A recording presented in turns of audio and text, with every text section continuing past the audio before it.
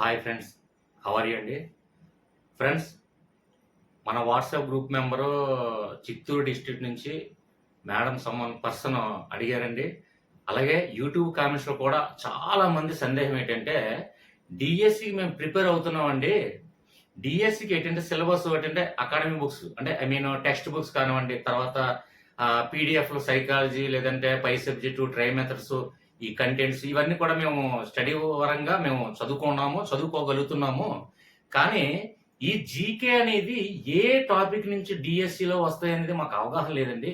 అసలు general knowledge అనేది ఇప్పుడు సముద్రంలో ఎంత చదివినా సముద్రంలో నీటి బొట్టు అంత. అంటే మనకి జనరల్ నాలెడ్జ్ని ఫిల్టర్ చేసే కెపాసిటీ మనం సంపాదించుకోవాలండి. అంటే ఎగ్జాంపుల్ ఆర్ఆర్బికి ఒకలాగా జీకే అడుగుతాం జరుగుతుంది, బ్యాంకింగ్ ఒకలా ఉంటుంది, టెట్కి ఒకలా ఉంటుంది, డిఎస్సికి ఒకలా ఉంటుంది. నెక్స్ట్ ఏంటంటే వేరే వేరే అంటే గ్రూప్ 2కి జనరల్ నాలెడ్జ్ ఒకలా ఉంటుంది, గ్రూప్ 1 జనరల్ నాలెడ్జ్ ఒకలా ఉంటుంది. అంటే ఆయా మనం ప్రిపేర్ అవుతున్న కాంపిటేటివ్ ఎగ్జామ్ బట్టి మనం ఈ జీకే టాపిక్స్ అనేది మనం పర్టికులర్గా మనం తీసుకోవాలండి. అలాగా ఆ ఉద్దేశంతో మీరందరూ అడుగుతున్నటువంటి విషయాన్ని మనం బాగా అర్థం చేసుకొని రియలైజ్ అయ్యి మనకి డిఎస్సిలో అనేకమైనటువంటి అంటే జనరల్ నాలెడ్జ్ ఎన్ని టాపిక్స్ ఉన్నా కరెక్ట్గా ఇన్ని టాపిక్స్, ఎందుకంటే మనకు ఉన్నటువంటి తక్కువ సమయం అండి. సో కరెక్ట్గా ఇన్ని టాపిక్స్ నేను చదవగలిగితే మనకి డిఎస్సిలో జనరల్ నాలెడ్జ్కి సంబంధించింది 8 మార్కులు రావడం జరుగుతుందండి. సో ఆ 8 మార్కులు నేను ఎలా రీచ్ అవ్వగలను, ఎన్ని టాపిక్స్ చదవాలి, ఏ టాపిక్ చదవాలో నాకు తెలియదండి అని చెప్పేసి సమ్ పర్సన్ అడుగుతున్నారు. అలాగే యూట్యూబ్ కామెంట్స్ కూడా చాలా మంది అడగడం జరిగింది. సో ఇక్కడ డైరెక్ట్ క్లాస్కి వెళ్లే ముందు ఒక విషయం చూడండి, ఏదైనా సరే డెప్త్ టాపిక్ ఉంటుంది, ఆ టాపిక్లో ఫిల్టరింగ్ చేయడం రావాలండి. అంటే ఒక పర్సన్ మహా మేధావి పర్సన్ ఏంటంటే ఒక టాపిక్ నుంచి ఒక 20-30 బిట్ల వరకు తీస్తాడండి, నిజంగా చెప్తున్నాను. ఇంకొక అంటే మినిమం మీడియం స్టూడెంట్ అయితే ఒక 100 బిట్లు తీస్తాడు ఒక టాపిక్ నుంచి. ఇంకొక అంటే కొంచెం బాగా వెనకబడిన విద్యార్థి అయితే 1000 బిట్లు తీస్తాడు అదే టాపిక్ని. కానీ ఆ 10-20 బిట్లు తీయగలిగే కెపాసిటీ మనం సంపాదించగలగాలి. అది ఎలాగో కూడా నేను చెప్తాను. ఓకే ఫ్రెండ్స్, అయితే ఇక్కడ డైరెక్ట్ పాయింట్ ఏంటంటే మనకి డిఎస్సిలో జీకే వైజ్గా జనరల్ నాలెడ్జ్ వైజ్లో మనకి 8 మార్కులు రావడం జరుగుతుంది. ఈ 8 మార్కులు ఏ టాపిక్స్ నుంచి ఇవ్వడం జరుగుతుంది అనేది కంప్లీట్గా కన్సిడర్ చేసిన తర్వాతే నేను మీకు ఈ వీడియో చేయడం జరుగుతుంది. 100% పక్కా. ఎందుకంటే 2004 నుంచి ఇప్పటి వరకు 2024 లాస్ట్ డిఎస్సి జరిగినంత వరకు ఇది తెలంగాణ సిలబస్ కానివ్వండి, అలాగే అంటే స్టాండర్డ్ జీకే జనరల్ నాలెడ్జ్ అనేది టిఎస్ అయినా ఏపీ అయినా ఎవరికైనా ఏ స్టేట్ వాళ్ళకైనా కామన్. కాబట్టి ఇక్కడ డిఎస్సి పర్పస్తో తెలంగాణ సబ్జెక్టులు కానివ్వండి, ఏపీ సబ్జెక్టులు కానివ్వండి, అలాగే మ్యాథ్స్ స్టూడెంట్స్ కానివ్వండి, సైన్స్ స్టూడెంట్స్ కానివ్వండి, ఆర్ట్స్ స్టూడెంట్స్ కానివ్వండి, అన్ని పేపర్లో కూడా బాగా పరిశీలిస్తే ఖచ్చితంగా ఒక 13 పాయింట్లు చేయండి. అంటే ప్రీవియస్ పేపర్లో 2004 నుంచి ఎన్నిసార్లు అయిందో, ఇప్పటికి 2004 ఇవన్నీ మొత్తం చూసుకుంటే ఎన్నిసార్లు డిఎస్సి కండక్ట్ చేయడం జరిగిందో 2004 నుంచి అప్పటి వరకు ప్రీవియస్ పేపర్లు అన్నీ కూడా క్లియర్గా పరిశీలించితే ఈ 13 టాపిక్స్ ఎగ్జాక్ట్గా అలా పడుతున్నాయండి. వేరే టాపిక్స్ అది బై మిస్టేక్ ఏదో ఒక డిఎస్సికి సంథింగ్ ఏదో అంటే బోర్డు మారుతుంటుంది, ఎడ్యుకేషన్ డిపార్ట్మెంట్ మారుతుంటుంది. సో ఏంటంటే పేపర్లో క్రియేట్ చేసిన వాళ్ళు స్టాఫ్ మారుతుంటారు. సో ఏంటంటే అక్కడక్కడ 1-2 మారితే మారచ్చు, కానీ మ్యాక్సిమం మీకు 8 మార్కులు కూడా ఇందులో 100% వచ్చే టాపిక్స్ డైరెక్ట్గా చెప్తున్నాను. అది 13 పాయింట్స్ అండి, 13 టాపిక్స్ అండి. ఆ 13 టాపిక్స్ మ్యాక్సిమం మీకు ఎంత తక్కువ టైంలో అంత ప్రిపేర్ అయితే మీకు 8 మార్క్స్ అనేది మీ పాకెట్లో ఎగ్జామ్ థియేటర్ మీద పెట్టుకొని వెళ్ళచ్చు. ఓకేనా ఫ్రెండ్స్? ఇక డైరెక్ట్గా ఫ్రెండ్స్ ఇక్కడ జీకే టోటల్గా జనరల్ నాలెడ్జ్. జనరల్ నాలెడ్జ్ అంటే ఏంటి ఇది చూడండి. ఫస్ట్ అంటే షార్ట్ కట్ లో పెట్టేసాను, అంటే ఫుల్ గా రాయడం ఎందుకులే అని జిఈ అన్న పెట్టేశాను కదా. అంటే జనరల్ నాలెడ్జ్ అని అనుకోండి. ఓకే, జనరల్ నాలెడ్జ్ కి ఇక్కడ జనరల్ స్టడీస్ కి కొంతమందికి తేడా తెలియదండి. సార్ కొంతమంది ఏంటంటే జనరల్ నాలెడ్జ్ అని పిలుస్తారండి, కొందరు జనరల్ స్టడీస్ అంటారండి. ఈ రెండింటికి ఏంటి సారా వ్యత్యాసం అని కొంతమంది కామెంట్లు రావడం జరిగింది. సో ఏంటంటే ఇక్కడ జనరల్ స్టడీస్ అంటే ఇక్కడ మనకి సెకండరీ ఎడ్యుకేషన్ కానివ్వండి, లేదంటే హై స్కూల్ కానివ్వండి, లేదంటే సంథింగ్ ఒక university level, graduation level, post graduation, లేదంటే విశ్వవిద్యాలయం, ఏదో సంథింగ్ ఏదైనా మనం చదువుతున్నటువంటి ఏదైతే మనకి స్టాండర్డ్ ఉందో స్టడీస్, అంటే పర్టికులర్ స్టడీస్ అని కాదు, మొత్తం ఆల్ స్టడీస్ లో ఉన్నటువంటి సబ్జెక్ట్ అంతా కూడా ఇందులో ఇంక్లూడ్ అయి ఉంటుంది. అంటే అది జనరల్ గా ఇప్పుడు ఎగ్జాంపుల్ ఒక బాటనీ తీసుకోండి, అందులో ఇది అది స్టడీస్ అంటే మనం ఆల్రెడీ ప్రిపేర్ అవుతాం. ఇప్పుడు ఎగ్జాంపుల్ ఒక సైన్స్ తీసుకున్నట్లయితే అందులో విటమిన్ల గురించి టాపిక్ వచ్చిందండి. విటమిన్ టాకింగ్ అది స్టాండర్డ్ జీకేలే, అంటే ఐ మీన్ ఏంటంటే జనరల్ నాలెడ్జ్లోకి వెళ్తుంది, అలాగే జనరల్ స్టడీస్ లో కూడా వస్తుంది.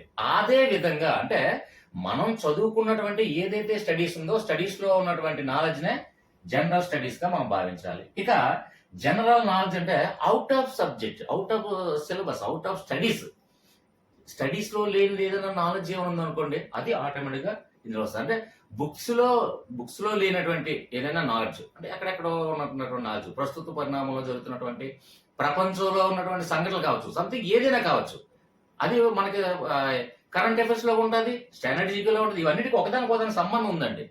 ప్రతి దానికి దీనికి సంబంధం ఉంది, దీనికి సంబంధం ఉంది, దీనికి సంబంధం ఉంది, ప్రతి దానికి సంబంధం ఉంటుంది. టోటల్ జీకే, ఓకేనా? ఈ టోటల్ అయితే జనరల్ స్టడీస్ లో ఏ టాపిక్స్ ఉన్నాయి అనేది మన వాట్సాప్ గ్రూప్ సభ్యుల్లో నేను షేర్ చేస్తానండి, అది పీడిఎఫ్ డెఫినెట్ గా. అంటే జనరల్ స్టడీస్ లో ఏ టాపిక్స్ మనం ఒక్కసారి కంటికి పరిచయం చేయాలనేది ఆ టాపిక్స్ వైజ్. కొంతమంది ఏంటంటే దాన్ని ఎక్కడి వరకు మీరు ఫాలో అవ్వాలంటే చూడండి, హైటెక్ విజయ రాష్ట్రంలో ఇండెక్స్ లో ఏదైతే ఉందో ఆ టాపిక్స్ తీసుకుంటే జనరల్ స్టడీస్ ఆటోమేటిక్ గా డిఎస్సి వరకు కంప్లీట్ చేసినట్టే. అది కొంతమంది దగ్గర లేకపోతే నేను మన వాట్సాప్ గ్రూప్ లో సభ్యులకి నేను అది షేర్ చేస్తాను. ఇక జనరల్ స్టడీస్ ని క్లోజ్ చేయండి. జనరల్ నాలెడ్జ్ అంటే మనం ఏంటో తెలుసుకున్నాం. ఇక్కడ స్టాండర్డ్ ఎస్టీఎన్ అని పెట్టేసారు షార్ట్ కట్ లో. స్టాండర్డ్ జీకే అంటే స్టాండర్డ్ గా ఎప్పుడు కూడా అంటే నిలకడగా ఉన్నటువంటి జీకే. అంటే ఎగ్జాంపుల్, మన మొట్టమొదటి ప్రధానమంత్రి ఎవరు, మొట్టమొదటి రాష్ట్రపతి ఎవరు, మొట్టమొదటి సుప్రీంకోర్టు న్యాయమూర్తి ఎవరు, మొట్టమొదటి రిజర్వ్ బ్యాంక్ గవర్నర్ ఎవరు, అవి ఎప్పటికీ కూడా స్టాండర్డ్ గా అలాగే ఉంటాయి, మారవు అవి. అవే ఈ స్టాండర్డ్ జీకేలోకి వస్తాయి. ఇప్పుడు ఉన్నటువంటి ప్రధానమంత్రి ఎవరు, కాబోయే ప్రధానమంత్రి ఎవరు, ఇలాంటివన్నీ కూడా ఈ స్టాండర్డ్ జీకేలో టాపిక్ అయినప్పటికీ కూడా అది కరెంట్ అఫైర్స్ లోకి వెళ్తుంది. అంటే ప్రస్తుత పరిణామంలో జరుగుతున్నటువన్నీ కూడా కరెంట్ అఫైర్స్ లోకి వెళ్తాయి. ఇంకా క్లియర్ గా తర్వాత మనం చూద్దాం. అంటే మరీ అంత చిన్నపిల్లలు కాదు కాబట్టి దీనికి తేడా ఏంటని చెప్పాను. ఇక ఓకే, అందరికి అర్థమైందని భావిస్తాను. అర్థం కాకపోతే మన కామెంట్స్ ఉన్నాయి, లేదంటే వాట్సాప్ గ్రూప్ ఉంది, వాట్సాప్ గ్రూప్ లో అయినా మీరు ఒక మెసేజ్ చేస్తే, సార్ ఇక్కడ స్టాండర్డ్ జీకే ఏం చదవాలి, అలాగే కరెంట్ అఫైర్స్ లో ఏం చదవాలి, ఈ జనరల్ స్టడీస్ లో ఏం చదవాలి, మొత్తం జనరల్ నాలెడ్జ్ అంటే ఏంటి అని నాకు కొద్దిగా అర్థం కాలేదంటే క్లియర్ గా నేను వాయిస్ మెసేజ్ లో కానివ్వండి, లేదంటే మెసేజ్ టైప్ చేసి కానివ్వండి, లేదంటే డైరెక్ట్ గా మీకు కాల్ చేసి కానివ్వండి, మీతో డిస్కస్ చేసి నేను మాట్లాడతాను, మీ డౌట్స్ క్లియర్ చేస్తాను వాట్సాప్ గ్రూప్ సభ్యులకి ముఖ్యంగా. ఓకేనా? ఇక డైరెక్ట్ గా టాపిక్స్కి వెళ్లే ముందు నేను ప్రతిసారి చెప్తున్నాను, రోజా మట్టాడి అనుకుంటాను, తను జాయిన్ బటన్ ద్వారా జాయిన్ అయింది. మ్యామ్ ఇక్కడ డిస్క్రిప్షన్ లో వాట్సాప్ లింక్ ఉంది, వాట్సాప్ లింక్ లో నాకు మెసేజ్ చేయండి, సార్ నేను ఇలాగా జాయిన్ బటన్ ద్వారా జాయిన్ అయ్యానంటే మీకు ఏ సబ్జెక్టు ఏ డౌట్స్ ఉన్నా first preference is goes to joiners అని ఆల్రెడీ చెప్పడం జరిగింది. సో నెక్స్ట్ విజయ కేంద్రక మేడం గారు, మీరు కూడా జాయిన్ బటన్ లో జాయిన్ అయ్యారు కాబట్టి ఖచ్చితంగా మీరు నాకు అడగచ్చు. ఫస్ట్ మీకు ఏ డౌట్స్ ఉంటే మీ డౌట్స్ క్లారిఫై చేసిన తర్వాతే నెక్స్ట్ ఏ వీడియో అయినా చేయడం జరుగుతుంది, అది మీరు గ్రహించండి. ఇక ప్రణీత 756 మేడం, మీకు చాలా సార్లు చెప్పాను, ఒక్కసారి డిస్క్రిప్షన్ లో వాట్సాప్ లింక్ ఉంది, వాట్సాప్ లింక్ లో దయచేసి నాకు మెసేజ్ పెట్టండి. ఓకేనా ఫ్రెండ్స్? ఇక డైరెక్ట్ టాపిక్ వెళ్దాం. రైట్, మనకి ఆ 13 టాపిక్స్ కూడా చాలా వరకు ఫిల్టర్ చేస్తూ టైం కుదించుకొని అడ్జస్ట్ చేసుకొని, అంటే ఒక టాపిక్ తీసుకుంటే ఆ టాపిక్ లో ఏం చదవాలి ఏం చదవకూడదని మాత్రం గ్రహించండి. మీకు అప్పటికి కూడా డౌట్ వచ్చింది అనుకోండి, ఇప్పుడు ఎగ్జాంపుల్ ఐక్యరాజ్య సమితి ఉంది, ఐక్యరాజ్య సమితిలో ఉన్నటువంటి ప్రధానమైనటువంటి సంస్థలు ఏవైతే ఉన్నాయో, అంటే ప్రధానమైన అంగాలు, అంటే భద్రతా మండలి కానీ సాధారణ సభ కానీ ఇలా సంథింగ్ ఏవైతే ఉన్నాయో అవన్నీ కూడా ఎలా ఫిల్టర్ చేయాలని మీకు తెలియలేదు అనుకోండి, నాకు వాట్సాప్ లో అప్పుడు ఆన్ ది స్పాట్ లో మెసేజ్ పెట్టండి. సార్ ఐక్యరాజ్య సమితి టాపిక్ మేము చదువుతున్నామండి, ఆ ఐక్యరాజ్య సమితి టాపిక్ లో ఏం చదవాలి ఏం చదవనవసరం లేదు అని మీరు నాకు చెప్తే మినిమం దాన్ని నేను ఫిల్టరింగ్ చేసి తక్కువగా చెప్పేస్తాను మీకు. ఓకేనా?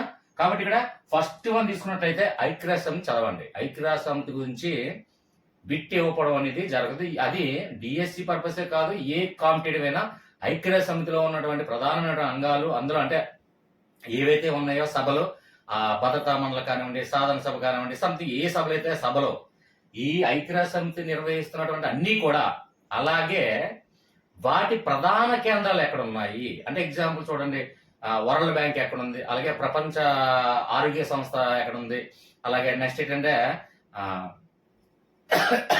అంతర్జాతీయ ద్రవ్య నిధి ఎక్కడ ఉంది, ఇలాగ అంటే ప్రతి ఒక్క అవి ప్రధాన కేంద్రాలు ఎక్కడున్నాయి, ఏ నగరాల్లో ఉన్నాయో అది ఖచ్చితంగా మనం తెలుసుకోవాలండి. అది ఇంపార్టెంట్, అది కూడా. ఓకేనా?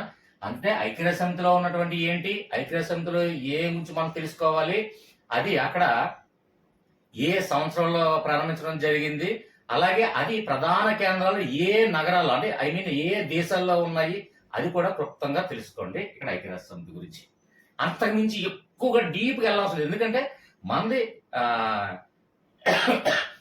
టీచింగ్ ప్రొఫెషన్ కాబట్టి ఐక్యరాజ్య సమితి గురించి పైన అంటే ఐక్యరాజ్య సమితిలో ఉన్నటువంటి అవన్నీ ప్రధాన కేంద్రాలు, ప్రధాన కార్యాలయాలు ఎక్కడ ఉన్నాయో అది తెలుసుకుంటే చాలు. ఇంకా అంతమించి డెప్త్కి వెళ్ళొద్దు. సింపుల్ ఇది ఒక మహా అయితే ఒక 20-15 టాపిక్స్ వస్తాయండి. కరెక్ట్ గా ఫిల్టర్ చేయగలిగితే. మీకు డౌట్ వస్తే నేను చెప్తాను కదా, వాట్సాప్ గ్రూప్ లో ఖచ్చితంగా నాకు మెసేజ్ పెడితే నేను డెఫినెట్ గా చెప్పేస్తాను. ఆ టాపిక్ మీరు చదువుతూ ఉండండి. అందులో సార్ ఇది చదవచ్చా అవసరం లేదంటే నేను చెప్పేస్తాను అందులో క్లియర్ గా ఏమేమి ఉన్నాయి. ఎందుకంటే ప్రీవియస్ పేపర్లో మొత్తం పరిశీలించాను, దగ్గరగా చాలా 100 పేపర్లు పరిశీలించిన తర్వాత డైరెక్ట్ గా ఈ టాపిక్స్ మీకు ఇవ్వడం జరుగుతుంది. తక్కువ లిమిటెడ్ టాపిక్స్, 13 టాపిక్స్ అయితే చాలు. మీకు 8 మార్కులు అంటే 7 కానీ 7.5 కానీ మీ మార్కులు అందులో ఉన్నట్టే. 1 మార్క్ అటు ఇటు అవ్వచ్చు. ఓకేనా? నెక్స్ట్ టాపిక్ భారత రాజ్యాంగం, Indian constitution, very most important topic. ఇందులో మనకి షెడ్యూల్, భాగాలు, సవరణలు, అమెండ్మెంట్స్, అలాగే ఆర్టికల్స్ ఎన్ని ఉన్నాయి అంటే మన కాన్స్టిట్యూషన్ ఏర్పడింది ఎప్పుడు ఎన్ని ఉన్నాయి, ప్రస్తుతం భారత రాజ్యాంగంలో ఎన్ని ఉన్నాయి, ఆర్టికల్స్ కానివ్వండి, షెడ్యూల్ కానివ్వండి, అమెండ్మెంట్స్ కానివ్వండి, ఏవైనా అప్పుడు భారత రాజ్యాంగం ప్రవేశపెట్టేటప్పుడు కొన్ని ఉన్నాయి. ఇప్పుడు ఇంకా కొన్ని యాడ్ అయ్యాయి కాబట్టి అప్పుడు ఎన్ని ఉన్నాయి, ఇప్పుడు ఎన్ని ఉన్నాయి అవి కంప్లీట్ గా తెలుసుకోవాలి. షెడ్యూల్ ఏ షెడ్యూల్ దేనికి సంబంధించిందని తెలియాలి, అంతే. షెడ్యూల్స్ తక్కువ కాబట్టి. అలాగే భాగాలు కూడా 22 భాగాలు సంథింగ్ ఉన్నాయి కదా, అవి కూడా భాగాలు దేనికి సంబంధించిన తెలుసుకుంటే చాలు. పైన ఆర్టికల్స్ చాలా వరకు ఏం చదవాలో ఏం చదవకూడదో చాలా మంది తెలియదండి. ఎందుకంటే ఎక్కువ ఆర్టికల్స్ ఉన్నాయి, అన్ని ఆర్టికల్స్ కూడా మనం చదవలేము. ఇప్పుడు ఎగ్జాంపుల్ లా సిలబస్ చదివినటువంటి వ్యక్తి కూడా ఒక యాజ్ ఏ అడ్వకేట్ గా కూడా ఆ ఆర్టికల్స్ అన్ని గుర్తుంచుకోలేము. కాకపోతే ఏంటంటే దాన్ని ఆర్టికల్స్ మనం ఫిల్టర్ చేసే విధానం ఏంటంటే ఆర్టికల్స్ మొత్తం ఒకసారి చూడండి, మనకి బుక్స్ లో ఉన్నాయి, ఖచ్చితంగా హైటెక్ పీజీఎస్ లో ఉంది, సంథింగ్ మెటీరియల్స్ లో ఉంది. ఆర్టికల్స్ ఆర్టికల్స్ ని ఎలా మనం ప్రిపేర్ అవ్వాలంటే ఇక్కడ 400 ఆర్టికల్స్ ఎన్నో ఉన్నాయి అనుకోండి, అవన్నీ కాదండి మనకి. అందులో ప్రధానమైనటువంటి వ్యక్తులకు సంబంధించినటువంటి ఆర్టికల్స్ మాత్రం మనం తీసుకుంటే చాలు. అది కూడా ఫిల్టర్ చేయండి. అంటే ఎగ్జాంపుల్ రాష్ట్రపతి, ప్రధానమంత్రి, స్పీకరు, సంథింగ్ ఇలాగా గవర్నరు, లేదంటే ఉపరాష్ట్రపతి, ఇలాంటి వ్యక్తులు అంటే సుప్రీంకోర్టు ప్రధాన న్యాయమూర్తి, ఇలాంటి వ్యక్తుల గురించి సంబంధించినటువంటి ఆర్టికల్స్ ఏమైనా ఉంటాయి. ఇప్పుడు ఎగ్జాంపుల్ అత్యవసర పరిస్థితులు అంటే రాష్ట్రపతి కల్పించినటువంటి అత్యవసర పరిస్థితులు, అలాగే మహాభియోగ తీర్మానాలు, ఇలాంటి వాటికి అంటే ఇంపార్టెంట్ కాన్స్టిట్యూషన్ లో ఏదైతే ఉన్నాయో అలాంటి ఇంపార్టెంట్ అంశాలకి సంబంధించినటువంటి ఆర్టికల్స్ మాత్రమే తీసుకుంటే చాలు. సార్ ఇన్ని ఆర్టికల్స్ అన్ని కూడా చదవడం అవసరం లేదు, ఓన్లీ అది తీసుకుంటే చాలు. ప్రధానమైన అంశాలు, ఆ ప్రధానమైన అంశం కాదా అవునా అనేది మీకు తెలియలేనప్పుడు, ఫిల్టరింగ్ చేయలేనప్పుడు ఒక్కటే చెప్తున్నా, నేను మీకు హామీగా వాట్సాప్ గ్రూప్ లో నాకు పెడితే నేను చూసాను బ్లూటిక్ వచ్చిందంటే డెఫినెట్ గా మీకు రెస్పాన్స్ ఇస్తాను. అది ఎలా ఫిల్టర్ చేయాలో నేను చెప్తాను. తక్కువ అంటే ఇన్ని టాపిక్స్, చాలా లక్షల వేల టాపిక్స్ ఉంటాయి జనరల్ నాలెడ్జ్ అంటే. అన్ని టాపిక్స్ ని పక్కన పెట్టండి, 13 టాపిక్స్ ని ఫిల్టర్ చేసి ఇచ్చాను. ఈ ఫిల్టర్ చేసిన టాపిక్స్ లో కూడా కంప్లీట్ గా చదవాలా, బుర్ర పట్టుకొని పీక్కోవాలంటే ఎప్పుడు కూడా జనరల్ నాలెడ్జ్ ఎక్కువ ప్రిఫరెన్స్ ఇవ్వకండి. ఎందుకంటే జనరల్ నాలెడ్జ్ అనేది అన్లిమిటెడ్ సబ్జెక్ట్. అది ఎప్పుడు ఏ టాపిక్ నుంచి ఎక్కడ నుంచి వస్తుంది అనేది ఎప్పుడు కూడా ఏ ఎక్స్పర్ట్ కూడా చెప్పలేం. కానీ మనకి ప్రీవియస్ పేపర్స్ ఇవన్నీ కూడా మొత్తం అన్ని కన్సిడర్ చేసిన తర్వాత తీసుకున్నటువంటి నిర్ణయాలే ఎక్స్పర్ట్స్ చెప్పే ఇవి అంతే. అది నేనైనా కాదు, ఎవరైనా ఏ ఎక్స్పర్ట్ చెప్పినా అంతే. కాబట్టి ఈ 13 టాపిక్స్ తక్కువ టైంలో నన్ను అడిగితే ఈ 13 టాపిక్స్ చదవడానికి మాక్సిమం 1 or 2 days కూడా ఎక్కువే అండి నన్ను అడిగితే. ఎందుకంటే ఒక్కో టాపిక్ నుంచి కరెక్ట్గా తీయగల క్యాపబిలిటీ ఉంటే ఒక 20 బిట్స్ వస్తాయండి ఒక టాపిక్ నుంచి. 20 or 30 లేదంటే 50 బిలో వస్తుందండి. కరెక్ట్గా కూర్చుంటే ఒక హాఫ్ అన్ అవర్ చాలు ఒక టాపిక్ కి. హాఫ్ అన్ అవర్ లేదా 1 hour కూడా వేస్ట్. అందులో ఏంటంటే హాఫ్ అన్ అవర్ లో ఆ 20-30 బిట్స్ తీయగలిగితే ఈ ఐక్యరాజ్య సమితి క్లోజ్ కంప్లీటెడ్. ఎంతసేపు అండి 20-30 బిట్స్ మనం మైండ్ లో సేవ్ చేసుకోవడానికి? హాఫ్ అన్ అవర్ కూడా ఎక్కువే కదా. ఒక బిట్ సేవ్ చేసుకోవాలంటే ఒక 50 seconds అంత, ఒక 30 seconds అంతా పడుతుంది. అంటే ఎంత టైం పడుతుంది ఒక 20 నుంచి 30 వరకు బిట్స్ సేవ్ చేయాలంటే? సో మహా అయితే ఇది ఒక 2 minutes 3 minutes. అంటే మెయిన్ ఫస్ట్ ఆఫ్ ఆల్ ఏంటి, ఇందులో ఉన్నటువంటి బిట్స్ ని అంటే మనం ఫిల్టరింగ్ చేయగల కెపాసిటీ ఉంటేనే. ఐక్యరాజ్య సమితి తీస్తే ఏదైనా ఐక్యరాజ్య సమితి టాపిక్ చేయడానికి అంటే పీడిఎఫ్ తీసి ఇంత మహాభారతం ఉంటుంది ఐక్యరాజ్య సమితిలో అన్ని. అంటే నానాజాతి సమితికి ఐక్యరాజ్య సమితి సంబంధం ఏంటి, నానాజాతి సమితి ఎప్పుడు ఏర్పడింది, అది ఎప్పుడు క్లోజ్ అయింది, దానికి దీనికి ఏంటి సంబంధం, అది ఎవడు స్థాపించాడు, ఇది ఎవరు స్థాపించాడు, దీనికి భూమి ఎవడు ఇచ్చాడు, అంటే ఫ్రీగా భూమి ఇవ్వడం కూడా దాతలు ఉన్నారు, అది పేర్లు ఇవన్నీ కూడా ఉంటాయి. అవన్నీ మనకు అనవసరం. ఐక్యరాజ్య సమితిలో ఉన్నటువంటి ప్రధానంగాలు, అందులో సభలో ఏదైతే సభలు నిర్వహిస్తారో ఆ సభ సభ్యుల సంఖ్యలు, తర్వాత అందులో ప్రధాన కార్యాలు ఎక్కడ ఉన్నాయి, దట్స్ ఇట్ క్లోజ్డ్. అంటే 20-30 నుంచి బిట్స్ తీయగలగాల. ఆ క్యాపబిలిటీ ఉంటే 10 minutes లేదా 15 minutes ఒక టాపిక్ అంతే. కరెక్ట్ గా మన ఈ జీకే జనరల్ నాలెడ్జ్ సంబంధించినటువంటి 8 మార్కులు మనం సంపాదించాలంటే వన్ డే, అది కూడా ఎక్కువే. అంటే తీయడానికి ఫిల్టరింగ్ చేయడానికి టైం పడుతుంది కాబట్టి ఒక 1 day వేసుకోండి లేదా 2 days వేసుకోండి, దట్స్ ఇట్ క్లోజ్డ్. ఓకేనా, రైట్. నెక్స్ట్ చూడండి, భారత రాజ్యాంగం గురించి ఆల్రెడీ మనకి ఏం చదవాలో కూడా నేను చెప్పాను. డౌట్స్ ఇస్తే నాకు వాట్సాప్ అడగండి. ఇక నెక్స్ట్ వన్, గ్రంథాలు రచయితల దగ్గర కొద్ది కన్ఫ్యూజ్ అవుతారండి. అంటే ఎగ్జాంపుల్ మనకి గ్రంథాలు రచయిత ఆల్రెడీ మనం చదివేసాం కదండి. ఎగ్జాంపుల్ ఏంటంటే ట్రైమెథడ్స్ కానివ్వండి, లేదంటే పై సబ్జెక్ట్ కానివ్వండి, సైకాలజీలో వారి యొక్క గ్రంథాలు ఏంటి, వారి యొక్క రచయితలు ఏంటి. అంటే ఇది జనరల్ స్టడీస్ కి సంబంధించినటువంటి అంశం ఉంది, అలాగే జనరల్ నాలెడ్జ్ కి సంబంధించినటువంటి అంశం కూడా ఉంది. అంటే వివిధ గ్రంథాలు అంటే మనకి స్టడీస్ లో లేనివి, ఎవరైనా ప్రముఖ వ్యక్తులు రాసినటువంటి ఇంపార్టెంట్ గ్రంథాలు. అదే జనరల్ స్టడీస్ లో ఉన్నటువంటి గ్రంథాలు ఏంటి, మనం ఆల్రెడీ చదివేసాం కదా అని టాపిక్ నెగ్లెక్ట్ చేస్తాం. అంటే మనకి ఏంటంటే సైకాలజీ కానీ, పై సబ్జెక్ట్ కానివ్వండి, ట్రైమెథడ్స్ కానివ్వండి, అందులో అంటే ఇప్పుడు ఎగ్జాంపుల్ ఫిజిక్స్ పితామహుడు ఎవరో, లేదంటే రసాయన శాస్త్ర పితామహుడు ఎవరు, ఇవన్నీ మనం చదివాం. జనరల్ స్టడీస్ లో ఉంది ఆ టాపిక్స్ అన్ని కూడా వివిధ పితామహులు. కానీ ఇక్కడ గ్రంథాలు రచయితలు అలాగేనే ప్రముఖ వ్యక్తులు రాసినటువంటి అవి ఉండవు. అంటే ఎగ్జాంపుల్ మహాత్మా గాంధీ ఏం రాశారు, లేదంటే డాక్టర్ బిఆర్ అంబేద్కర్ గారు ఏ గ్రంథం రాశారు, లేదా సంథింగ్ నెల్సన్ మండేలా గారు ఏ గ్రంథం రాశారు, లేదంటే బిల్ క్లింటన్ గారు ఏ గ్రంథం రాశారు. ఇలాంటి ప్రముఖ వ్యక్తులు ఆయా గ్రంథాలు వెరీ మోస్ట్ ఇంపార్టెంట్ టాపిక్. ఈ రెండింటికి వ్యత్యాసం కూడా నేను చెప్పాను. అంటే జనరల్ స్టడీస్ లో ఉన్నటువంటి గ్రంథాలు రచయితలు, అలాగే జనరల్ నాలెడ్జ్ లో ఉన్నటువంటి గ్రంథాలు రచయితలు కూడా రెండు కూడా మీరు అబ్జర్వ్ చేయండి, అది గుర్తుపెట్టుకోండి. ఓకేనా. ఇది ఎక్కువగా మెయిన్ ఏంటంటే గ్రంథాలు రచయితలు అనేది ప్రముఖ వ్యక్తులు రాసినటువంటి గ్రంథాలు చదవడం జరుగుతుంది అవుట్ ఆఫ్ సిలబస్, అంటే జనరల్ నాలెడ్జ్ నుంచి, అది గ్రహించండి. ఓకేనా, రైట్. తేదీలు ప్రాముఖ్యతలు చాలా ఇంపార్టెంట్ అండి. మనకు ఉన్నటువంటి 12 months తేదీలు, వాటికి ఉన్నటువంటి ప్రాముఖ్యతలో మనం ఎలా ప్రిపేర్ అవ్వాలంటే, ఫస్ట్ దాన్ని మనకి జాతీయ అంతర్జాతీయ అని మాత్రం గుర్తుపెట్టుకోవాలి. అది కన్ఫ్యూజ్ అవ్వకుండా నేను ఒక వీడియో చేయాలి, కానీ అవకాశం దొరకలేదు. ఎక్కువ మంది అవడం వల్ల one by one A video చేయాలో, ఎవరిది వీడియో చేయాలో కూడా తెలియట్లేదండి నాకు కూడా. ఎందుకంటే చాలా మంది వర్షం ఇలా మార్నింగ్ లేసిన ఒక 100-120 నుంచి, సార్ నాకు ఈ పీడిఎఫ్ నాకు ఏదైనా కొంచెం హెల్ప్ చేయగలరా, లేదంటే లాజికల్ గా చెప్పగలరా, లేదంటే కోర్స్ క్రియేట్ చేయండి, ఈ డేట్లు గుర్తుపెట్టుకోలేకపోతున్నాము, రకరకాలుగా అడుగుతున్నారు. ఎవరిది 1 by 1 ఎవరు చేయాలో, ఎవరికి ఇంపార్టెన్స్ కూడా నాకు కూడా తెలియట్లేదు. సో ఈ టాపిక్ అనేది మాత్రం ఖచ్చితంగా మీకు ఒకటి హామీ ఇస్తున్నా. దీనికి పలానా అంటే March 12 అని ఉందనుకోండి, March 12 అనేది అది జాతీయ అంశమా లేదంటే అంతర్జాతీయ అంశమా, ఆ రెండు కూడా వ్యత్యాసం కూడా కన్ఫ్యూజ్ అవుతారు చాలా వరకు. అది కన్ఫ్యూజ్ చేసే ఎక్కువ ఛాన్సెస్ ఉన్నాయి. సో ఇక్కడ 12 నెలలు అందులో ఇంపార్టెంట్ గా మొత్తం అన్ని టాపిక్స్ తీసుకొని మీకు ఖచ్చితంగా ఇది మీకు డిఎస్సి ఎగ్జామ్ ముందు లోపు, అంటే June 5th స్టార్ట్ అవుతుంది కదా, లోపు ఖచ్చితంగా ఈ తేదీలు ప్రాముఖ్యతలు సింపుల్ లాజిక్స్ తో సింపుల్ గా, అంటే కన్ఫ్యూజ్ లేకుండా అది జాతీయ అంశమా లేదంటే అంతర్జాతీయ అంశమా అని కాకుండా మీకు క్లియర్ గా 12 నెలలు కూడా ఈ తేదీలు ప్రాముఖ్యతలు కూడా సింపుల్ గా నేను చెప్తాను. కొద్దిగా వెయిట్ చేయండి, నాకు సమయం ఇవ్వండి. ఓకేనా, రైట్. నెక్స్ట్ వన్, వివిధ పితామహులు. సార్ ఆల్రెడీ ట్రైమెథడ్స్ కానివ్వండి, లేదంటే ఈ సైకాలజీ పై సబ్జెక్టుల సిలబస్ లో వివిధ పితామహులు మనం చూసామండి. అంటే రకరకాల పితామహులు ఉన్నారు. అలాంటివి కాకుండా ఇప్పుడు చూడండి వేరే వేరే అంటే అవుట్ ఆఫ్ ఇది కూడా జనరల్ నాలెడ్జ్ లో వివిధ పితామహులు చూడండి. అంటే హరిత విప్లవానికి పితామహుడు ఎవరు ఇలా సంథింగ్.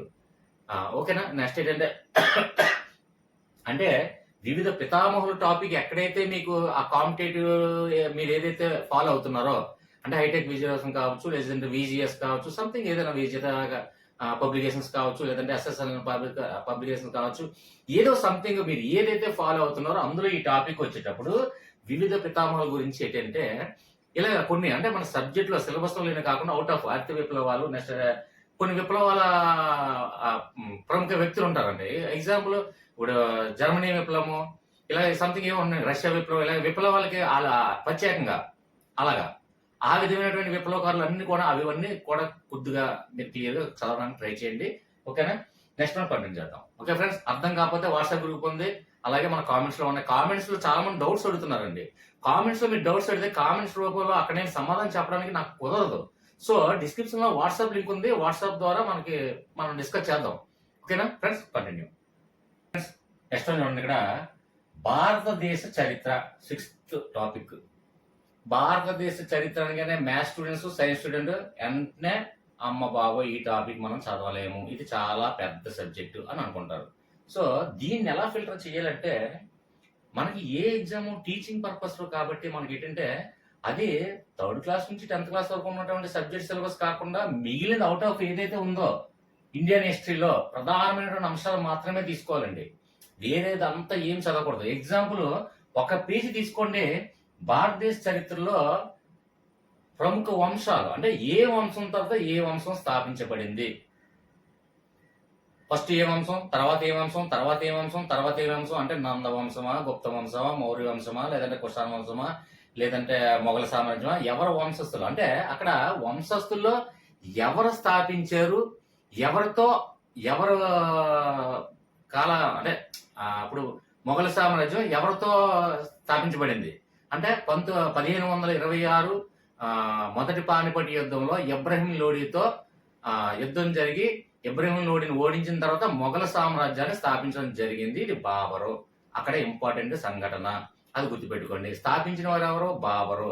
తర్వాత మొఘల సామ్రాజ్యం ఎవరి ఆధీనంలో ఉండేటప్పుడు అంటే ఎవరు రాజరికంలో ఉండేటప్పుడు అది అంతమైపోయింది అంటే కాలక్రమేణా 2వ బహదూర్ షా. అంటే ఇక్కడ మనకు ఉన్నది ఏంటి, మొఘల సామ్రాజ్యంలో ఎవరు స్థాపించారు, ఏ ఇయర్ లో స్థాపించారు, ఎవరితో ఫైట్ చేశారు అంటే అక్కడ మొదటి పానిపట్ యుద్ధం ఇప్పుడు జరిగింది ఇయర్లు.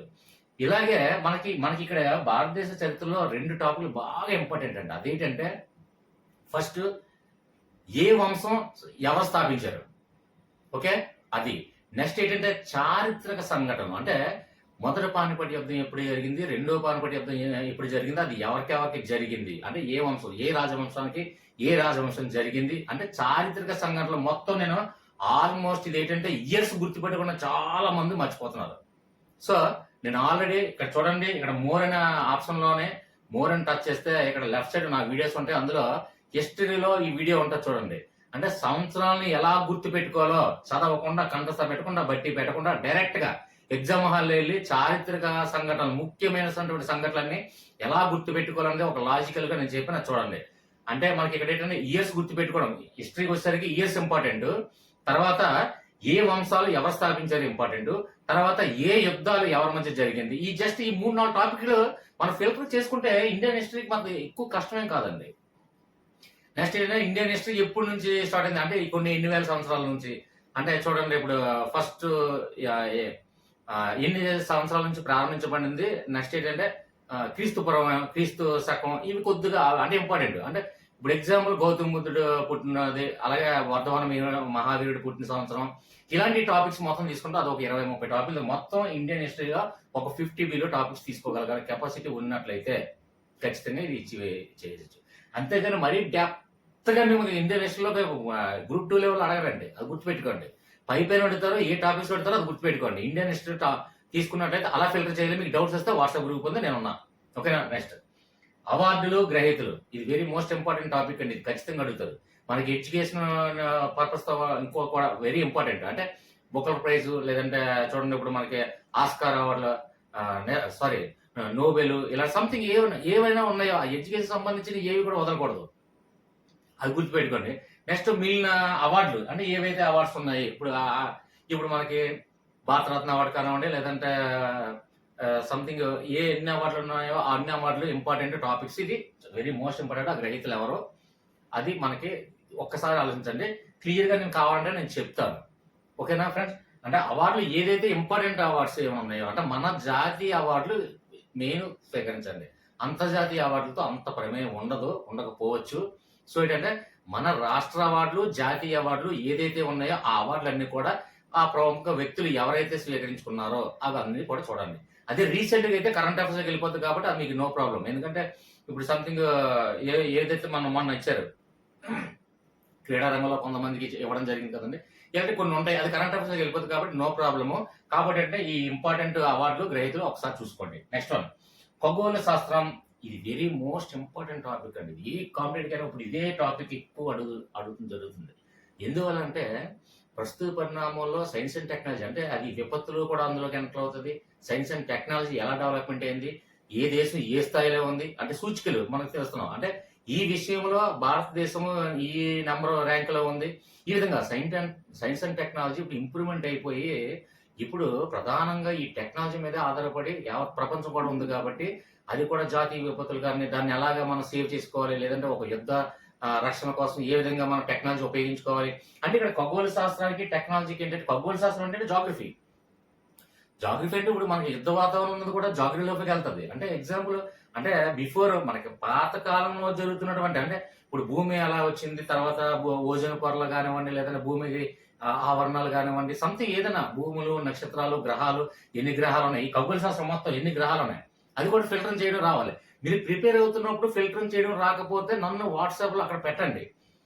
ఇది ఇంపార్టెంట్, ఇది కావాలి అంటే ఎగ్జాంపుల్ ఇప్పుడు ఖగోళ శాస్త్రం అనగానే అందులో టాపిక్ ఏంటంటే మనకి మెయిన్ ముఖ్యంగా గ్రహాలు. ఏ గ్రహం పెద్దది, ఏ గ్రహం చిన్నది, ఏ గ్రహం సూర్యుడి దగ్గరలో ఉంది, ఏ గ్రహం చంద్రుడి దగ్గరలో ఉంది, దేని తర్వాత ఏది, అందులో ఏ గ్రహాన్ని అంటే గ్రహం ఉన్నటువంటి కెపాసిటీ పోతే అది ఎన్నో గ్రహం రిమూవ్ చేయడం జరిగింది. ఇలాగ రకరకాలుగా అంటే గ్రహాల గురించి టాపిక్స్ అన్ని అలాగా కొన్ని ఇంపార్టెంట్ టాపిక్స్ ఫిల్టర్ చేయడం రావాలి. తర్వాత దీనికి సైన్స్ అండ్ టెక్నాలజీకి సంబంధం ఉంది కాబట్టి టెక్నాలజీ ఇప్పుడు ప్రస్తుతం చాలా మనకు ఉపయోగపడుతుంది. కాబట్టి యావత్ ప్రపంచం కూడా టెక్నాలజీ మీదే ఉంది. కాబట్టి సైన్స్ అండ్ టెక్నాలజీ మాత్రం నెగ్లెక్ట్ చేయొద్దు. సైన్స్ అండ్ టెక్నాలజీకి వస్తే అందులో కూడా కంప్యూటర్ సంబంధించినటువంటి ఎందుకంటే మినిమం ఇప్పుడు ఏ పోస్ట్ జాయిన్ అయినా సరే ఖచ్చితంగా కంప్యూటర్ అనేది నేర్చుకోవడం జరుగుతుంది. కంప్యూటర్ గురించి తెలియాలి అంటే మినిమం కంప్యూటర్ నాలెడ్జ్ ఉండాలి. అంటే ఇది కూడా సైన్స్ అండ్ టెక్నాలజీలోకి వస్తుంది. కాబట్టి కంప్యూటర్ సంబంధించిన పరికరాలు, హార్డ్వేర్ లేదంటే సాఫ్ట్వేర్ సంబంధించిన పరికరాలు, కంప్యూటర్లో ఉన్నటువంటి భాషలు కానివ్వండి, ఇలాంటి కంప్యూటర్ సంబంధించినటువంటి మినిమం కొద్దిగా సెన్స్ ఆఫ్ హ్యూమర్ మనకు ఉండాలి. కాబట్టి ఖచ్చితంగా తెలుసుకోవాలి. అది గుర్తుపెట్టుకోండి. అంటే ఖగోళ శాస్త్రం అంటే ఇక్కడ మొత్తం భూమి, గ్రహాలు ఇవన్నీ కూడా వస్తుంది. అలాగే సైన్స్ అండ్ టెక్నాలజీలో అంటే కంప్యూటర్స్ వస్తుంది, టెక్నాలజీ, జాతీయ విపత్తులు ఇవన్నీ ఇక్కడ విపత్తులు అన్ని కరెంట్ అఫైర్స్ లోకి వెళ్తుంది. కానీ గతంలో జరిగినటువంటి విపత్తుల గురించి ఇవన్నీ రావాలి ఇందులో టెక్నాలజీ సంబంధించినటువంటి. ఇప్పుడు ఎగ్జాంపుల్ అణు రియాక్టర్లు ఎలా ఉన్నాయి, లేదంటే ఇప్పుడు అంతరిక్షంలోకి తీసుకెళ్తున్నటువంటి వ్యోమగామి నౌకల పేర్లు అంటే PSLV, polar satellite launching vehicles ఏదో సంథింగ్ దాని అబ్రివేషన్స్ కానివ్వండి, లేదా సంథింగ్ దాని డీటెయిల్స్ సైన్స్ అండ్ టెక్నాలజీ గురించి. నెక్స్ట్ మొన్న రీసెంట్ గా వచ్చినటువంటి మన కల్పన చావ్లా గారు ఏ వాహనం ద్వారా కిందకు వచ్చారా, ఏ వాహనం ద్వారా వెళ్ళారు, ఎన్ని రోజులు అక్కడ ఉన్నారు, ఇవన్నీ ఖగోళ శాస్త్రం అంటే సైన్స్ అండ్ టెక్నాలజీ సంబంధించిన విషయం. కాబట్టి అది అబ్జర్వ్ చేసేది క్లారిటీగా ఒక నిర్ధారణకు రండి. డౌట్స్ వస్తే I'm here, don't fear. Okay right, continue. Next abbreviations. ఇక్కడ ఏం కన్ఫ్యూజ్ అవ్వసం లేదండి. చాలా వరకు భయపడతారు.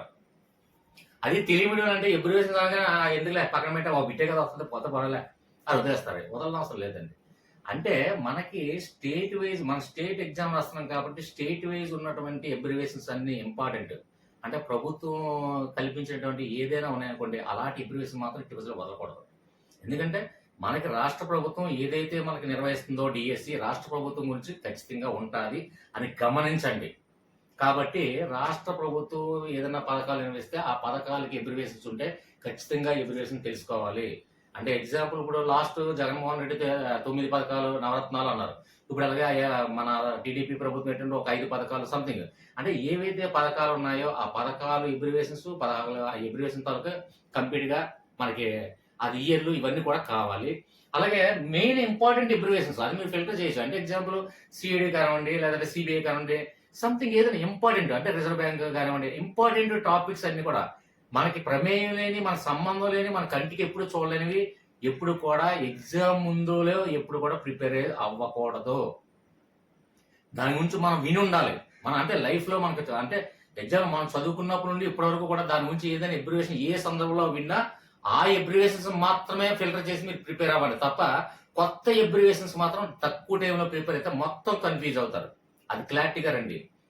ఎబ్రివేషన్స్ ఏ ఇంపార్టెంట్ కావని మీకు తెలుసుకోవాలి. అంటే ఇక్కడ రాష్ట్ర స్థాయి పథకాలు, జాతీయ స్థాయి పథకాలు, అలాగే అంతర్జాతీయంగా ఏదైనా ఇంపార్టెంట్ అంటే ఇప్పుడు ఎగ్జాంపుల్ సార్క్ అది కూడా మన రాష్ట్రం కాదు, మన దేశం కాదు.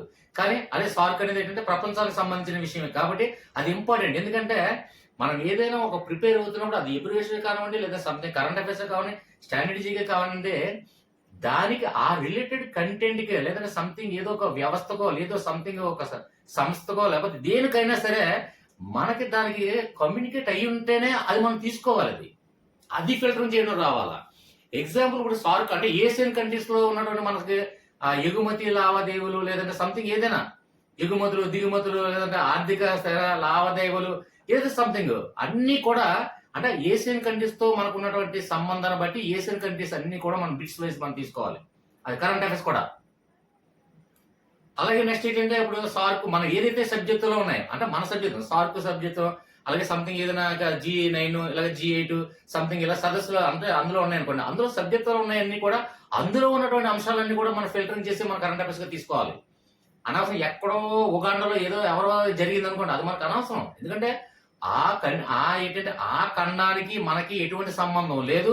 ఆ ఖండానికి మనకి ఎస్పెషల్ ఏంటంటే ఆ కంట్రీకి మనకి ఎటువంటి ఎగుమతులు దిగుమతులు కానివ్వండి, అంతర్జాతీయ వాణిజ్య వ్యాపార సంబంధాలు ఏవీ లేనప్పుడు అక్కడ అధ్యక్షుడు మారితే ఏంటి, ప్రధానమంత్రి మారితే ఏంటి, మన సంబంధం లేదు కాబట్టి అది ఇచ్చే సమస్య లేదు కాబట్టి అలాంటి కరెంట్ అఫైర్స్ మొత్తం ఫిల్టరింగ్ చేయాలి. నేను అదే చెప్తున్నాను. ఆ ఖండానికి ఏంటి ఆ ఖండాలు కానీ ఆ దేశాలు కానివ్వండి, ఆ సదస్సులు కానివ్వండి, ఆ సంస్థలతో కానివ్వండి, ఆ వ్యవస్థలతో కానివ్వండి, ఆ కంట్రీస్తో కానివ్వండి ఎటువంటి ఎగుమతి దిగుమతి వాణిజ్య వ్యాపార లావాదేవీలు కానీ ఏవైనా సరే ఉన్నట్లయితే అలాంటివి మాత్రమే మనం కరెంట్ అఫైర్స్ గా స్వీకరించాలని గుర్తుపెట్టుకోండి. ఇక్కడ ఎబ్రివేషన్స్ కూడా అదే విధంగా ఎబ్రివేషన్స్ మనకి ఏదైతే ఉపయోగపడతాయో ఏవైతే ఉపయోగపడవో అనేది మనం ఆలోచించుకొని తీయగలగాలి. మొత్తం అంత ఎబ్రివేషన్ కొత్త ఎబ్రివేషన్ చదవడానికి ప్రిఫరెన్స్ ఇవ్వకండి. ఒక రైట్ అండి. నెక్స్ట్ రాజధానులు కరెన్సీ ఇది తప్పనిసరి. ఏ 10th క్లాస్ మీద కాంపిటేటివ్కి వెళ్ళినా, ఇంటర్మీడియట్ మీద కాంపిటేటివ్కి వెళ్ళినా, ఒక నెక్స్ట్ జూనియర్ అసిస్టెంట్ కాంపిటేటివ్కి వెళ్ళినా, జిఎస్టీకి వెళ్ళినా, టెట్కి వెళ్ళినా, ఎక్కడికి వెళ్ళినా, ఏ కాంపిటేటివ్కి వెళ్ళినా, ఆఖరికి ఒక కానిస్టేబుల్ ఎగ్జామ్కి వెళ్ళినా, లేదు ఒక కోర్టులో అటెండర్ పోస్ట్కి వెళ్ళినా ఖచ్చితంగా రాజధానిలో కరెన్సీ అంటే స్టేట్లు క్యాపిటల్ ఆడడం మానేశారండి ఇప్పుడు వరకు. ఒకప్పుడు ఒక లాస్ట్ ఒక 15 years 20 years before competitive exam చూస్తే పలానా రాష్ట్ర రాజధాని అడిగేవారు. అంటే ఎందుకంటే అప్పుడు ఆ టైం అలా ఉండేది. ఇప్పుడు ఏంటంటే ప్రతి ఒక ఎలిమెంటరీ స్కూల్ వాళ్ళ పిల్లలు కూడా ప్రతి దాంట్లో సబ్జెక్ట్ లో ఉంది నేర్పిస్తున్నారు. ప్రతి స్కూల్లో కూడా ప్రతి రాష్ట్రాలు రాజధానులు ఆటోమేటిక్ గా చెప్తున్నారు కాబట్టి అది రాష్ట్రాలు రాజధానుల గురించి మనకు సంబంధం లేదు. అది ఎక్కడ ప్రిపేర్ అవ్వాలో అది చెప్తారు. మళ్ళీ అది ప్రిపేర్ అయ్యేటప్పుడు నదుల గురించి ప్రిపేర్ అయినప్పుడు తెలియాలండి. అది ఆ టాపిక్ నేను చెప్తాను మళ్ళీ.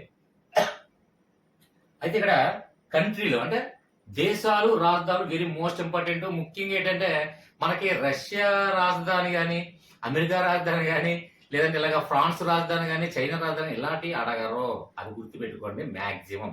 ఎందుకంటే మీరు చిన్నపిల్లల కాదు.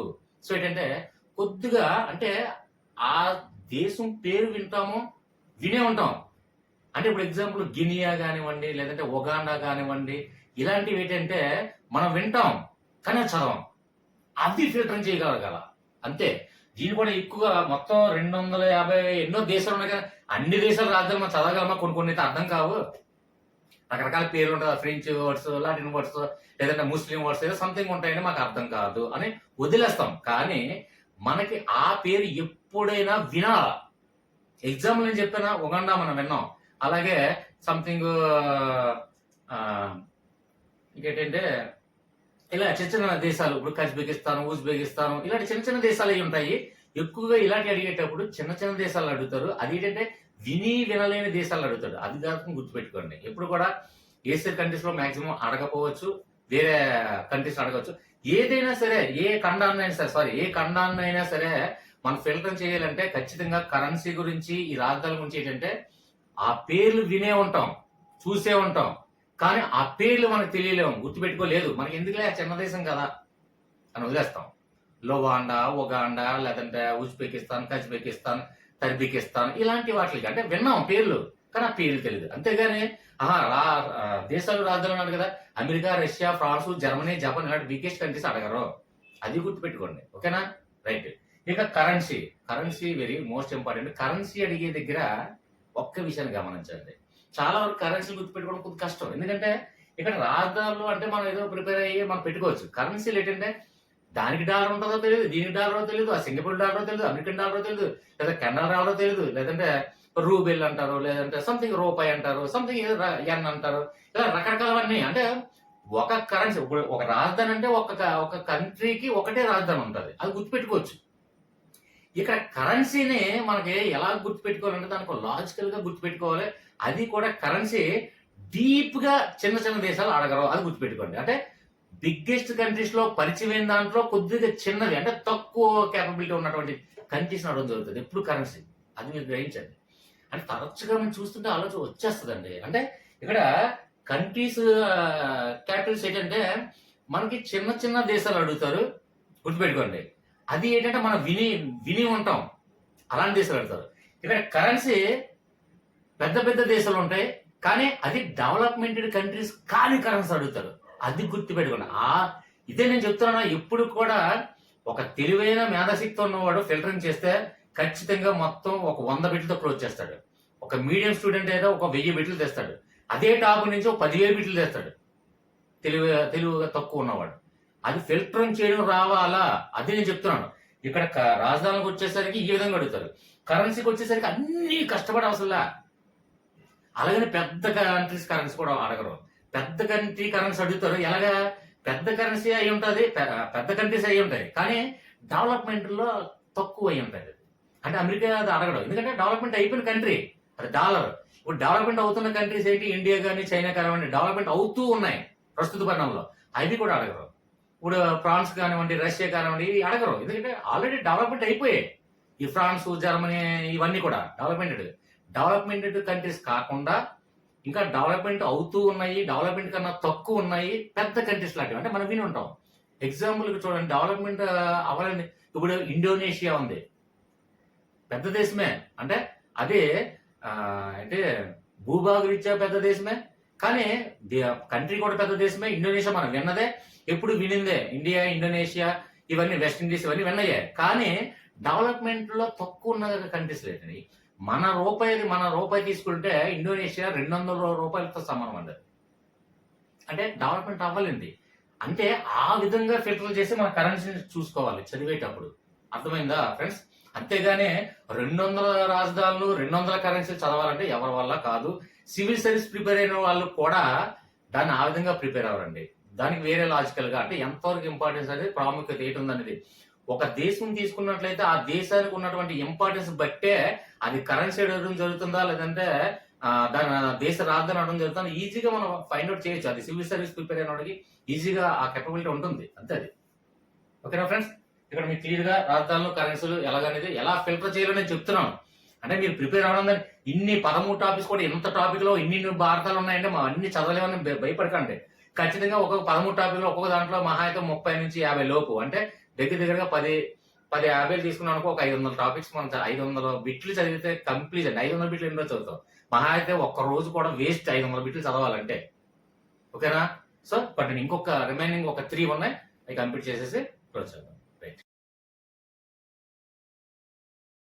నెక్స్ట్ వన్ చూడండి. ఇక్కడ నెక్స్ట్ టాపిక్ ఏంటి, 11th టాపిక్, నదులు, ఉపనదులు, తీర ప్రాంతాలు. ఇది very very very very most important topic. ఈ టాపిక్ చదివేటప్పుడు ఎప్పుడు కూడా ఇండియా మ్యాప్ పాయింట్ చూస్తూ చదవాలండి. ఎందుకు చదవాలని క్లియర్గా అర్థమవుతుంది మీకు. ఎప్పుడు కూడా నదులు అంటే ఇక్కడ నదులు అంటే ఏంటండి, నదులు వాటి యొక్క జన్మస్థలాలు. ఈ నదులు జన్మస్థలాలు కూడా లాజిక్స్ పెట్టుకోవచ్చు అండి, ఈజీగా అది పెట్టగలము ఖచ్చితంగా, చాలా సింపుల్ అది. కాబట్టి ఇక్కడ చూడండి, నదులు అంటే ఏంటి, ఫస్ట్ జన్మస్థలం అంటే ఎక్కడ, ఏ రాష్ట్రంలో ఏ ప్రదేశంలో జన్మించింది. నెక్స్ట్ అది మనకి ఈ పాయింట్ పర్టికులర్ గా ఈ పాయింట్ చదివేటప్పుడు ఎప్పుడు కూడా మ్యాప్ పాయింట్ చూస్తూ ఎందుకు చదవమంటారంటే, అంటే స్టేట్లు వైజ్ డివైడ్ చేసి ఉండాలండి. స్టేట్లు వైజ్ డివైడ్ చేస్తున్నటువంటి ఒక పేపర్ తీసుకొని, ఒక జెరాక్స్ పేపర్ తీసుకొని, బుక్ స్టోర్ లో మనకి ఎలాగ ఉంటాయి మ్యాప్ పాయింట్లు, అది స్టేట్ వైజ్ డివైడ్ చేసి తీసుకొని ఈ మ్యాప్ పాయింట్ మన కళ్ళ ముందు పెట్టుకొని, ఒక పెన్సిల్ తీసుకొని ఈ పాయింట్ మన పక్కన పెట్టుకొని చదువుతుంటే క్లియర్ గా మైండ్ లో సేవ్ అవుతుంది. అంటే ఎగ్జాంపుల్, ఇప్పుడు మనకి ఉన్నటువంటి మన రాష్ట్రంలో ఇంపార్టెంట్ ఏంటంటే గోదావరి నది, కృష్ణా నది అనుకున్నాం. గోదావరి నది, కృష్ణా నది ఎక్కడ జన్మించింది అంటే, ఇక్కడ మ్యాప్ పాయింట్ ఇలా తీసుకుంటే ఇక్కడ మహారాష్ట్రలో ఇక్కడ మహాబలేశ్వరం అలాగే సంథింగ్ ఈ ప్లేస్ ఉంది కండి. అక్కడ ఏదైతే అక్కడ ఒక పాయింట్ పెట్టుకొని అక్కడ కృష్ణా నది లేదంటే గోదావరి నది అని పెట్టుకోండి. అప్పుడు అది అక్కడ నెక్స్ట్ ఫైనల్ గా మనకి ఏంటంటే ఏ రాష్ట్రాల మీదుగా ప్రవహిస్తూ ఏ సముద్రంలో కలిసింది అని కూడా తెలియాలి.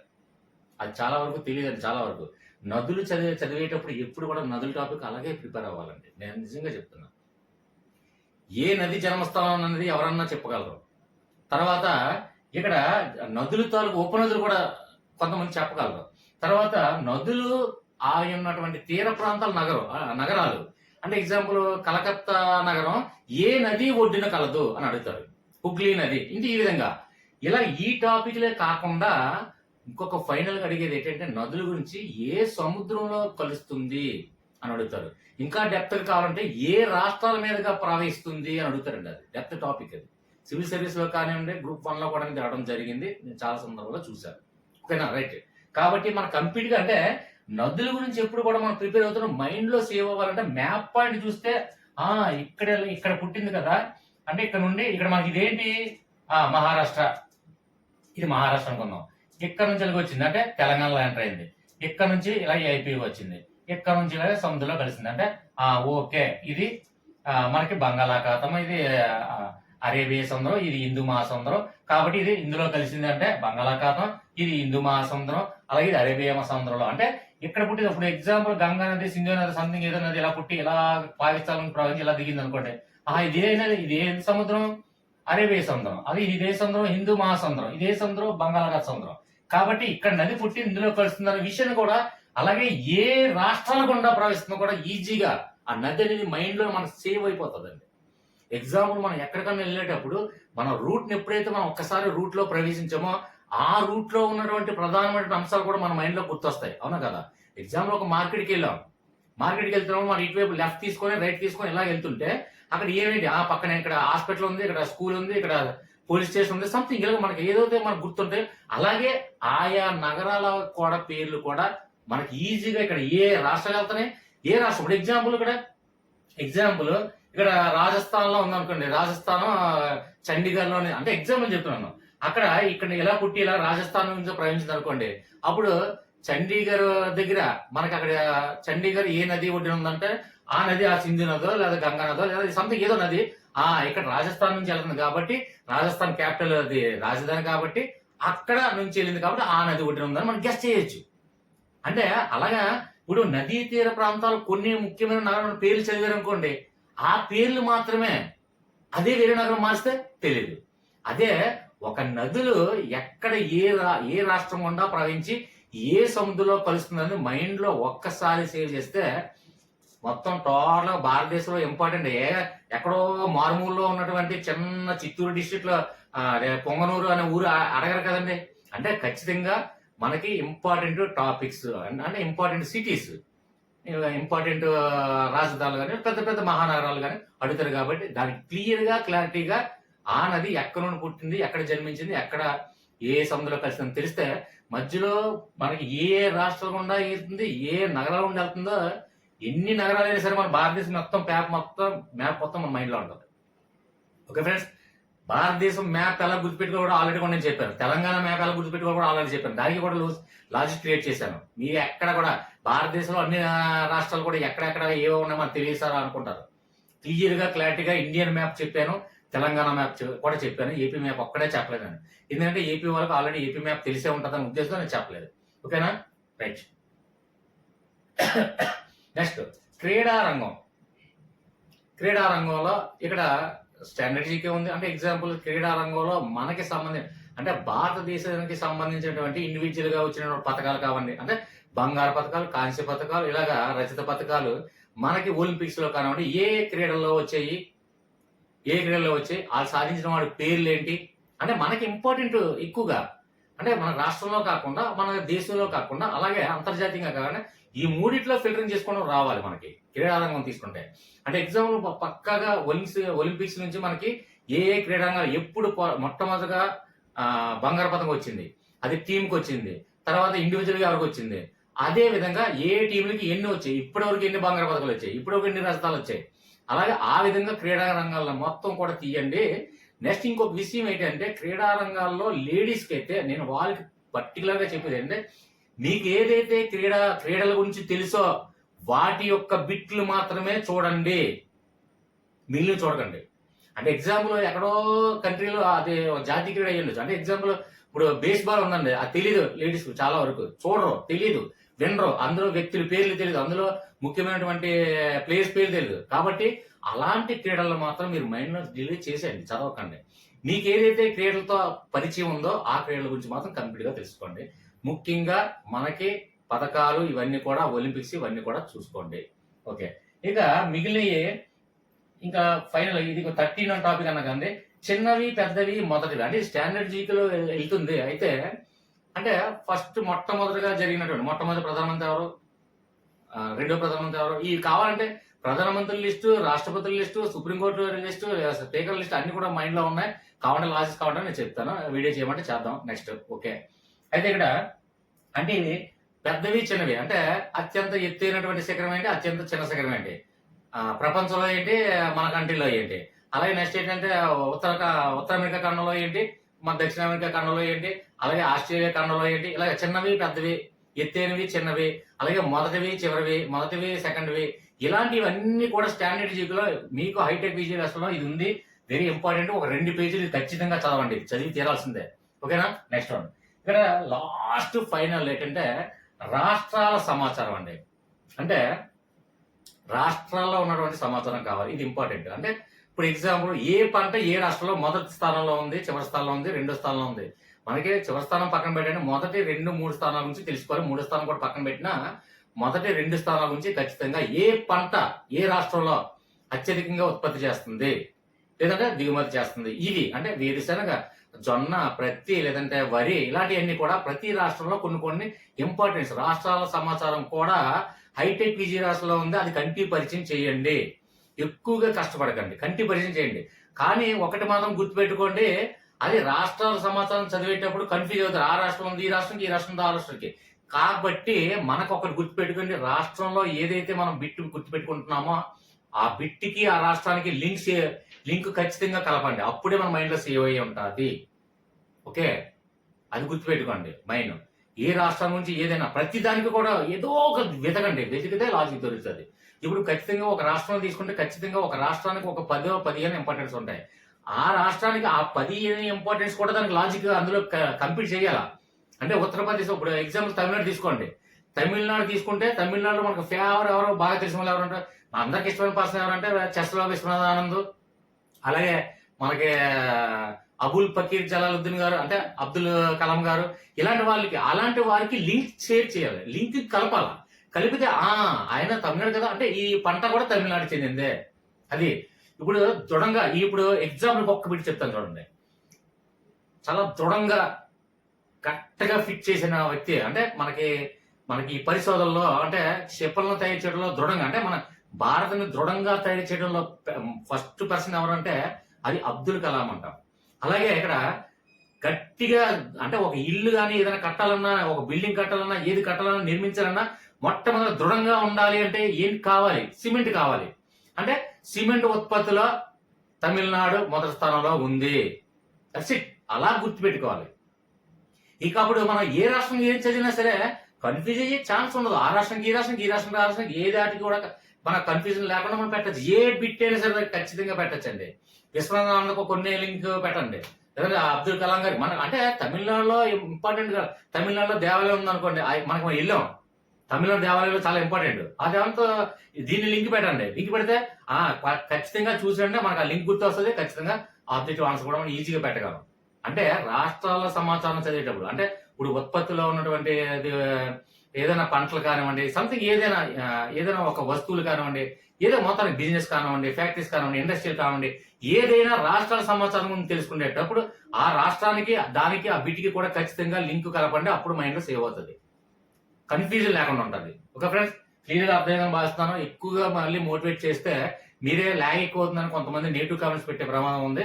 సో ఇక్కడతో ఆపుతున్నాను. సో ఈ టాపిక్స్ కంప్లీట్ గా క్లియర్ గా 1 or 2 days లో మీరు కంప్లీట్ గా మీ దగ్గర హైటెక్ విజయరాశం తీసుకోండి.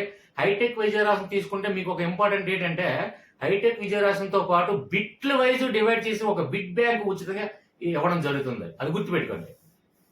అది రీసెంట్ గా బుక్ తీసుకోండి. పాత హైటెక్ విజయరాశం ఉంటే అది సబ్జెక్ట్ వచ్చి ప్రిపేర్ అవ్వండి. కానీ ఇప్పుడు రీసెంట్ గా ఉన్న బిక్ తీసుకుంటే మనకి థియరీ ఏంటంటే చాలా వరకు పీడిఎఫ్ లో మహాభారతంలో ఉంటాయండి. అవన్నీ మనం అండర్లైన్ చేసుకొని అవన్నీ నోట్స్ రాసుకుంటే మనకి అయితే భగవద్గీత మహాభారతం రాయడంత టైం పడుతుంది. మనకు అంత టైం లేదు. సో ఏంటంటే ఖచ్చితంగా బిట్లు వైజ్ ఫిల్టరింగ్ చేసిన ఇంపార్టెన్స్ అన్ని కూడా బిట్ బ్యాంక్ హైటెక్ విజయరాశంకి ఇంక్లూడ్ అయ్యి ఉంది కాబట్టి అది ఫ్రీగా ఉచితంగా ఇస్తున్నారు ఆ బుక్. కాబట్టి రీసెంట్ గా బుక్ తీసుకొని ఖచ్చితంగా అది మీరు ప్రిపేర్ అవ్వండి. ఓకే ఫ్రెండ్స్, డౌట్స్ ఏమైనా ఉంటే ఖచ్చితంగా వాట్సాప్ గ్రూప్ లో తెలియచేయండి. ఫ్రెండ్స్ లైక్ చేయండి, లేదంటే షేర్ చేయండి, సబ్స్క్రైబ్ చేయండి అని కూడా చెప్పడం అనమాట. ఎందుకంటే నచ్చితే మీకే లైక్ చేస్తారు, నచ్చకపోతే మీరే లైక్ చేయాలి, డిస్లైక్ చేస్తారు. సో ఏదైనా మీ ఇష్టం. సబ్స్క్రైబ్ చేసుకుంటే మాత్రం ఖచ్చితంగా నేను పెట్టిన ఏ వీడియో అయినా సరే నోటిఫికేషన్ ద్వారా మీకు తెలియవస్తుంది. సో ఇక్కడ సబ్స్క్రైబ్ చేసుకుని బెల్ సింబల్ ద్వారా ఆల్ నోటిఫికేషన్ ద్వారా పెట్టుకుంటే నేను ఎప్పుడు ఏది పెట్టినా మీకు నోటిఫికేషన్ ద్వారా తెలియజేస్తుంది.